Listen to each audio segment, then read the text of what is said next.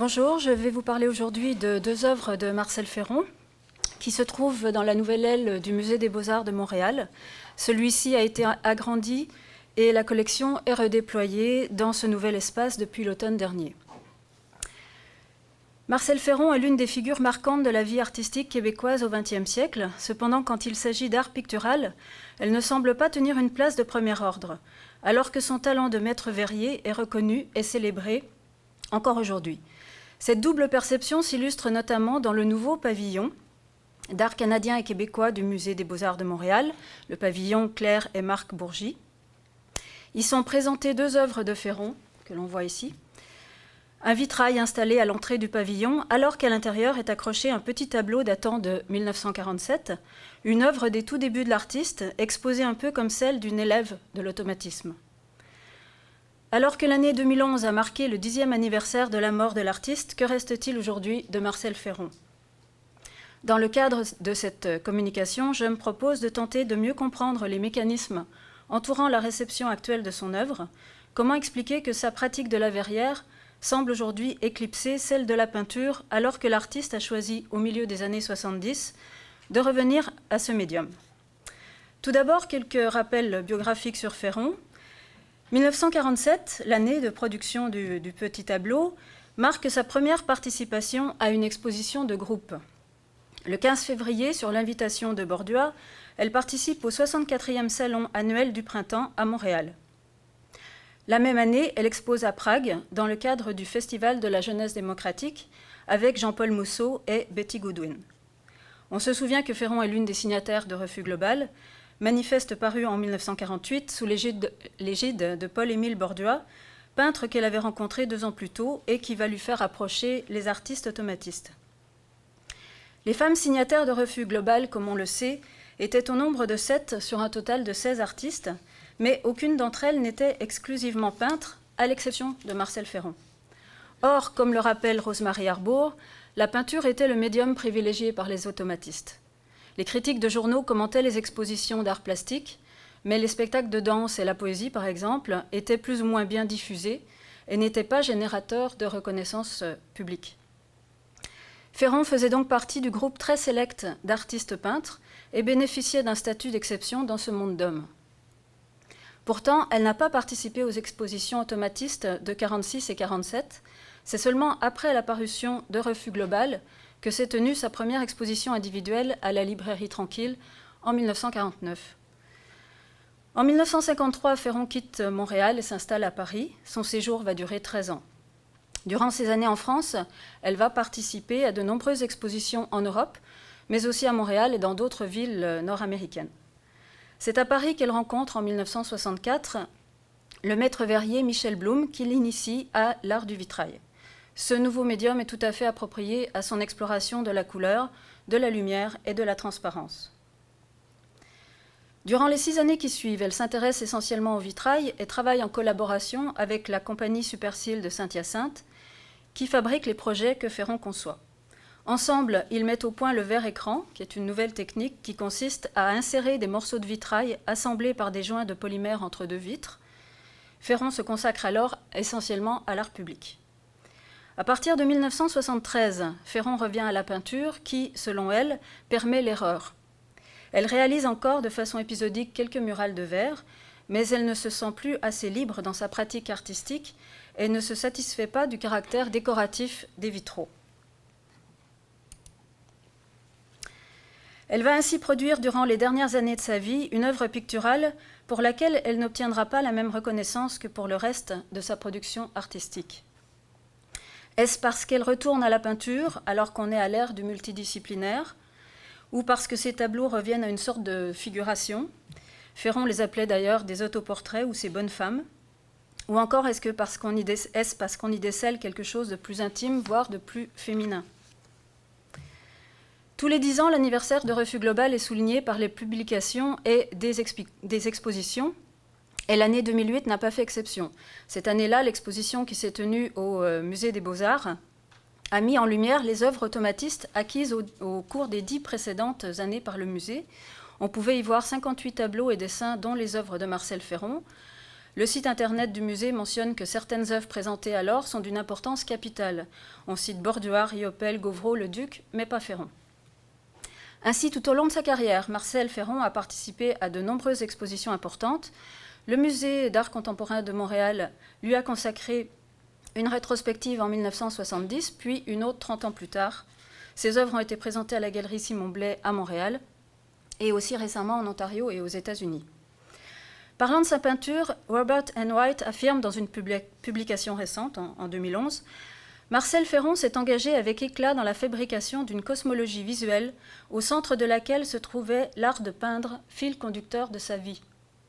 Cependant, l'intérêt pour ses œuvres picturales semble avoir été éclipsé par la réception de ses œuvres sur verre et par l'aura de lumière que celle-ci lui confère.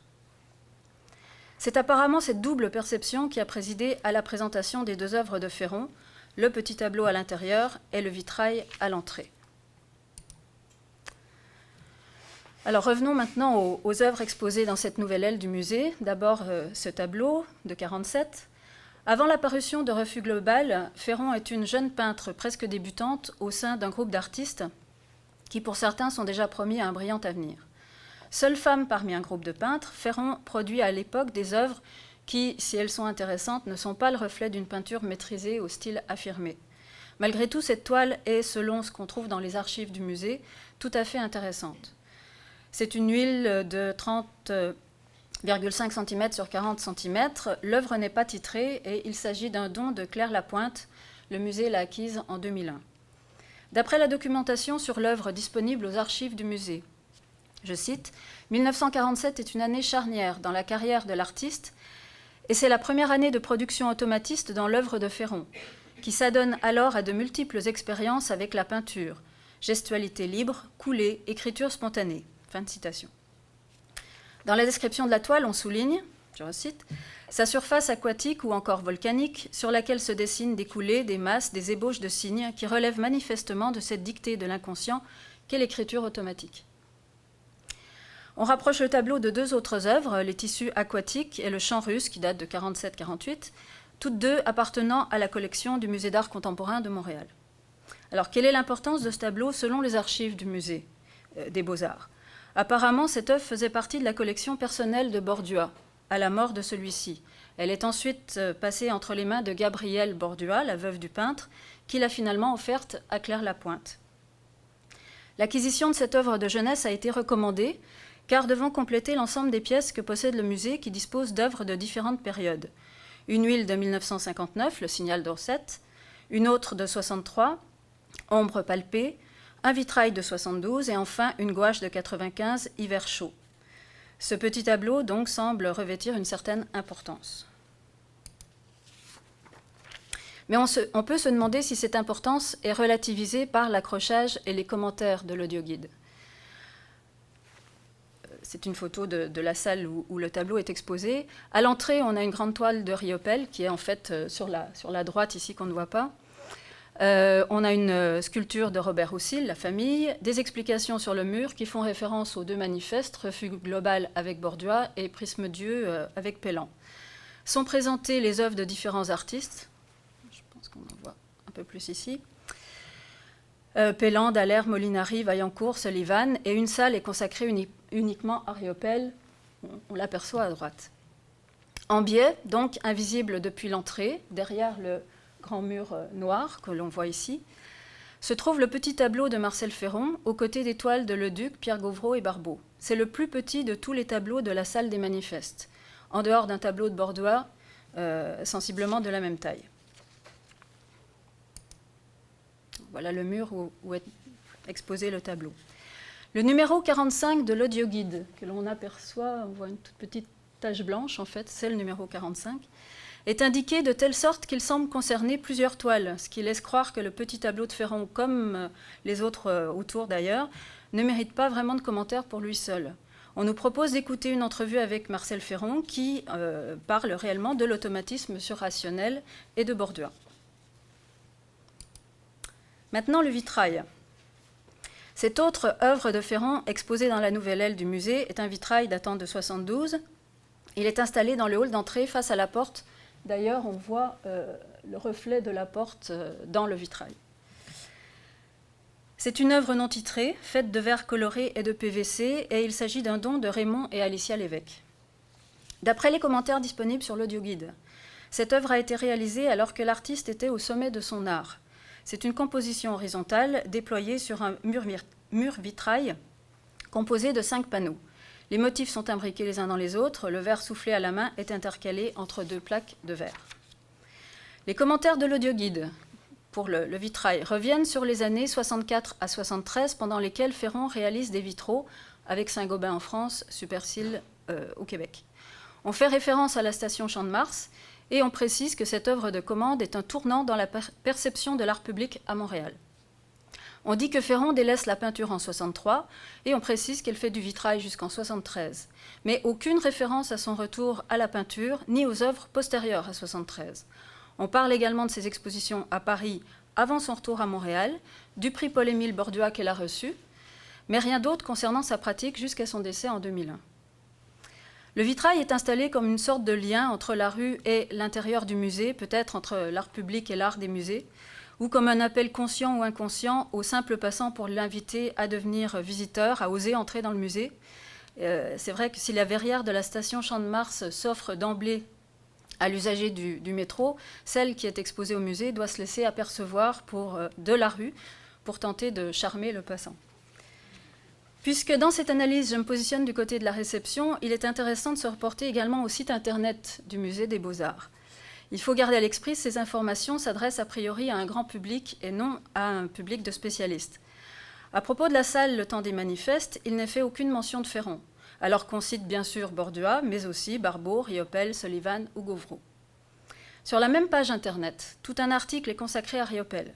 Par ailleurs, les 4 photos proposées de la salle sont des clichés de la salle des manifestes prises sous différents angles, mais dont aucun ne révèle le mur où est accroché le petit tableau de Ferron. Sur la page du site consacré à l'audioguide, cette fois, toujours le site du musée, le nom de Ferron apparaît. On peut lire « Les visiteurs sont émus en écoutant Marcel Ferron parler du décès prématuré de sa mère. Ils approfondissent leur connaissance sur l'art et la peinture en prêtant l'oreille aux propos d'artistes comme Bordua ou Molinari. » Donc on annonce que Ferron intervient pour parler de sa mère et que d'autres artistes parlent de l'art et de leurs œuvres. En réalité, la référence de Ferron à sa mère est presque anecdotique dans l'enregistrement de l'émission de Radio-Canada proposée à l'écoute. On voit que les références intellectuelles et artistiques sont plutôt laissées aux artistes hommes, alors qu'à Ferron, on accorde un rôle davantage lié à l'intime, à un champ émotionnel supposément féminin. En dernier lieu, pour ce qui est de ces 2 œuvres exposées au musée, il ne faut pas oublier de considérer ce qui a pu présider au choix de l'accrochage des œuvres de Marcel Ferron. On comprendra que le musée est assujetti à des contraintes financières et que ces choix sont somme toute relatifs, puisqu'ils dépendent en grande partie des dons et legs faits au musée. Si chaque année le musée enrichit sa collection en acquérant de nouvelles œuvres, il ne faut pas oublier que 85% des œuvres ont été données ou achetées grâce à des dons. Donc la question qui se pose est celle de montrer au public telle œuvre ou telle autre parmi celles que possède le musée. Il est rarement question, parce que rarement possible, d'acquérir une œuvre afin de compléter une collection.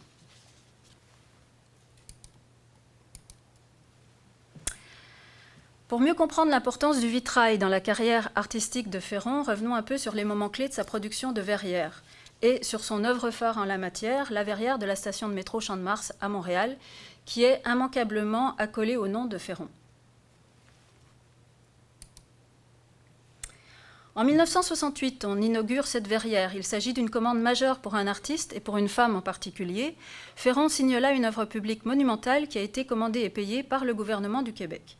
Il s'agit à l'époque d'une des seules œuvres abstraites, avec les disques de Mousseau à la station Peel, à entrer dans le réseau de métro de Montréal. Cela s'est fait contre l'avis de La Palme, qui était alors directeur artistique, et qui était fortement opposé à toute forme d'abstraction dans le métro.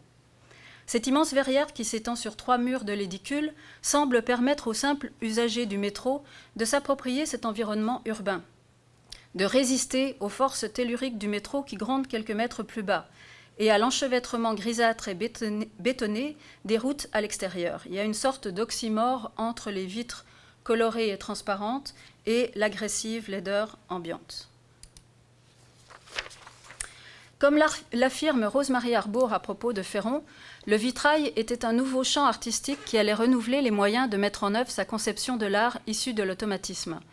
L'utilisation de ce nouveau médium a entraîné un changement dans le vitrail de l'artiste.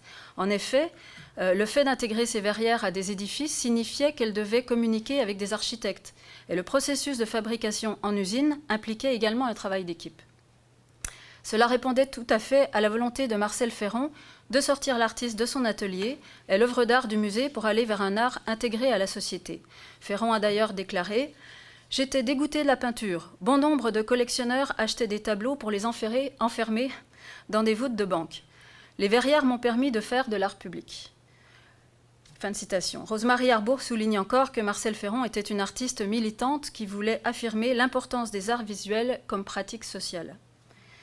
Joanne Lamoureux rappelle que, je cite, « Rosemarie Arbour et Patricia Smart ont montré comment les acteurs automatistes, de même que leur représentation par la critique du temps et ensuite par la doxa de l'histoire de l'art, ont encouragé une représentation étroitement pictocentrique du mouvement, laquelle représentation a occulté et refoulé le caractère pourtant indéniablement interdisciplinaire des pratiques mises de l'avant par l'ensemble des signataires de Refus Global. Il est à noter qu'il a fallu réellement... » Fin de citation. Il est à noter qu'il a fallu réellement attendre la fin des années 80 pour que soient en quelque sorte réhabilitées les diverses pratiques artistiques, autres que la peinture, grâce notamment aux publications d'André G. Bourassa et de Gilles Lapointe. Il est donc assez paradoxal de constater que si la, je cite encore, multidisciplinarité marquait les intérêts artistiques de plusieurs automatistes, comme l'écrit Arbour, Marcel Ferron a été reconnu comme peintre parce que précisément c'est ce qu'elle était avant tout. À l'époque de Refus Global et dans les années qui ont suivi, elle s'exprimait exclusivement par la peinture, contrairement aux autres artistes femmes du groupe. Elle a bénéficié du fait qu'elle était uniquement peintre et a profité de l'engouement pour ce moyen d'expression. Elle va cependant s'affirmer comme maître verrier, renouant ainsi avec la multidisciplinarité revendiquée par Refus Global. Mais le succès de ses vitraux va occulter son retour à la peinture dans les années 70. L'interdisciplinarité est alors en plein essor et Ferron est à contre-courant de son époque. Les œuvres d'art public sont par définition accessibles au plus grand nombre.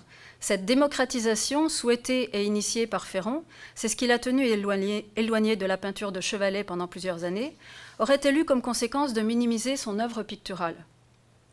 Est-ce que son engagement social et politique n'éclipse pas son œuvre artistique et en particulier sa peinture?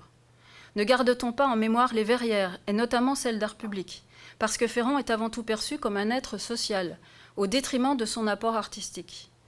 On l'a vu, les verrières de Ferron figurent parmi ses œuvres les plus populaires. D'ailleurs, très souvent, ce ne sont pas tant les qualités artistiques de ces vitraux que l'on met en avant, que le fait qu'ils éclairent la vie des usagers du métro, des malades à l'hôpital ou des gens qui doivent fréquenter les palais de justice.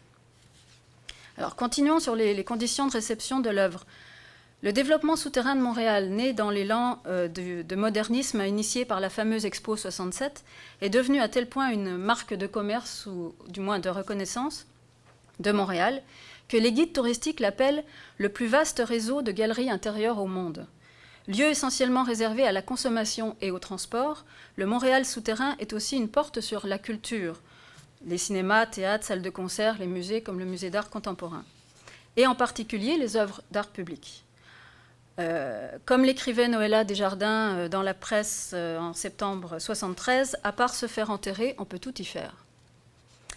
Pour le métro, on a eu très tôt des ambitions qui dépassent la seule utilité de transporter des usagers. Il était question d'en faire une véritable galerie d'art souterraine. Ainsi, depuis le milieu des années 60, plus de 120 créations différentes sont livrées au regard des passagers et usagers, ce qui en fait, selon certains, le 31e musée de Montréal. Donc c'est dans ce cadre-là qu'il faut percevoir la verrière du Champ de Mars, considérée comme le chef-d'œuvre de Ferron, parmi ses verrières, voire parmi toutes ses œuvres, y compris ses tableaux. Au décès de Marcel Ferron en 2001, le Premier ministre du Québec de l'époque, qui était Bernard Landry, lui a rendu cet hommage. Je cite « Le Québec se souviendra toujours de cette femme à l'œil clair et à la pensée leste qui voulait mettre l'art au service de ses concitoyens. Ce n'est pas un hasard si les Montréalais, quelle que soit leur origine, aiment et admirent la verrière du métro Champ de Mars. L'œuvre de Marcel Ferron porte la signature d'une artiste dont l'envergure d'esprit transcendait les cultures. » Fin de citation. Cette perception vaut également pour des sites internet populaires comme Wikipédia, Collection Canada et même le site du musée, sur lesquels on mentionne refus global, on souligne son travail de maître verrier, et les photos sont exclusivement celles de ces verrières. Évidemment, ces sites, notamment Wikipédia, sont pris davantage comme objet d'étude et non comme référence, on s'entend. De par ses imposantes dimensions, de par une visibilité accrue par le fait que la STM, Société de transport de Montréal, communique sur ses œuvres, la verrière de Féron est devenue extrêmement populaire. La station Champ-de-Mars a même été reconnue comme la plus belle station de métro au monde par le guide de voyage américain Bootsnall. Dans un article paru en novembre 2001, on a dressé la liste des 15 plus belles stations de métro au monde et la station montréalaise arrive en tête de ce classement, alors qu'elle était considérée comme étant laide à l'origine avant l'intervention de Féron. Cela aurait pu rester relativement confidentiel, mais les médias québécois ont largement relayé cette information. Je ne sais pas si on voit très bien, mais à gauche, c'est le Journal de Montréal et à droite, Cyberpresse ou le contraire. Cette affaire de la plus belle station au monde, alimente encore la popularité de Féron, mais est-ce que cela ne risque pas de la cantonner à un rôle d'artiste pour grand public, de maître verrier plutôt que de peintre? On peut également se demander si les institutions muséales et les critiques ne suivent pas cette tendance à privilégier cet aspect de son art. En conclusion, 2011 a marqué le 10e anniversaire de la mort de Féron. Que reste-t-il d'elle, de son œuvre, aujourd'hui ? Un exemple marquant est la place qui a été baptisée en l'honneur de Marcel Féron à Outremont en 2008. La plaque commémorative que l'on voit ici témoigne bien de la perception que l'on a aujourd'hui de l'artiste. On peut y lire qu'elle était, alors je cite, une illustre citoyenne, une artiste socialement engagée, que plusieurs de ses œuvres ornent nos places publiques. Les œuvres citées sont les verrières du Champ-de-Mars et du Palais de justice de Granby, et on souligne la portée collective de son art. Cet engouement pour la femme artiste socialement engagée qu'était Féron est-il dû en partie à l'impact de Refus Global ? Pour quelles raisons semble-t-on privilégier aujourd'hui ces œuvres de verre et notamment d'art public, au détriment de ses œuvres peintes, et en particulier celles de la dernière période de sa vie, alors qu'elle-même avait voulu ce retour à la peinture ? Nathalie Bondil, directrice et conservatrice en chef du Musée des Beaux-Arts de Montréal, dans les premières pages d'un volume intitulé « Art québécois et canadien », reprend les mots de Paul Valéry inscrits au fronton du Palais de Chaillot à Paris. Je cite « Il dépend de celui qui passe, que je sois tombe ou trésor, que je parle ou me taise, ceci ne tient qu'à toi, ami, n'entre pas sans désir. » Fin de citation. C'est peut-être de ce désir que l'on peut parler à propos des œuvres de Marcel Féron. Il reste à mieux connaître la deuxième vague de sa production picturale, celle qui s'étend depuis son retour à la peinture au milieu des années 70 jusqu'à la fin de sa vie. Sinon, ce trésor, pour reprendre le mot de Valéry, risque bien de tomber dans un certain oubli. Et pour reprendre une des questions posées par le colloque auquel nous assistons, « Which stories are still to be told ?» on peut se demander si l'histoire de Marcel Féron, en tout cas celle de son œuvre peinte, reste à écrire. Merci.